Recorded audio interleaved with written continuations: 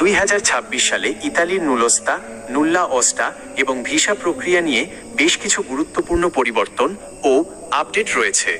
যারা বাংলাদেশ থেকে ইতালিতে কাজের ভিসায় যাওয়ার পরিকল্পনা করছেন তাদের জন্য প্রধান বিষয়গুলো নিচে সহজভাবে তুলে ধরা হলো। 1.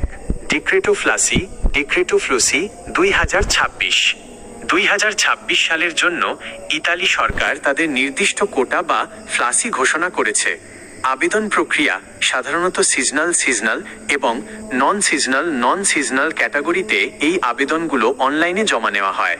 নুলোস্তা ইস্যু গত বছরগুলোর তুলনায় বর্তমানে নুলোস্তা পাওয়ার প্রক্রিয়া কিছুটা দ্রুত করার চেষ্টা করছে ইতালি সরকার, তবে আবেদনকারীর ব্যাকগ্রাউন্ড ভেরিফিকেশন এখন অনেক বেশি কড়াকড়ি করা হয়েছে। 2. ভিএফএস গ্লোবাল এবং অ্যাপয়েন্টমেন্ট আপডেট। বাংলাদেশি আবেদনকারীদের জন্য ভিএফএস গ্লোবালের মাধ্যমে ভিসা জমা দেওয়ার ক্ষেত্রে কিছু পরিবর্তন এসেছে। অনলাইন বুকিং বর্তমানে ভিএফএস এর মাধ্যমে অ্যাপয়েন্টমেন্ট পাওয়া বেশ চ্যালেঞ্জিং।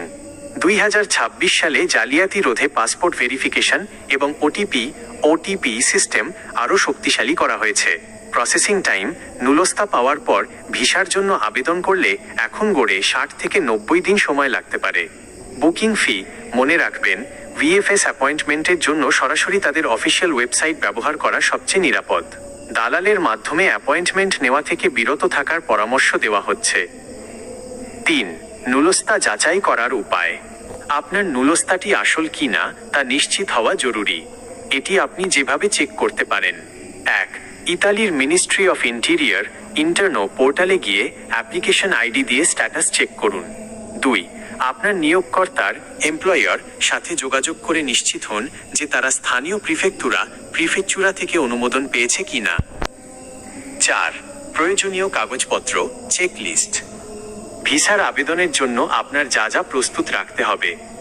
মূল নুলোস্তা, ইতালীয় নিয়োগকর্তার পাঠানো অরিজিনাল কপি, পাসপোর্ট, ন্যূনতম 6 মাস মেয়াদ থাকতে হবে। ওয়ার্ক কন্ট্রাক্ট, নিয়োগকর্তার সাথে চুক্তিনামা, থাকার প্রমাণ, ইতালিতে আপনি কোথায় থাকবেন, accommodation letter, PCC police clearance certificate.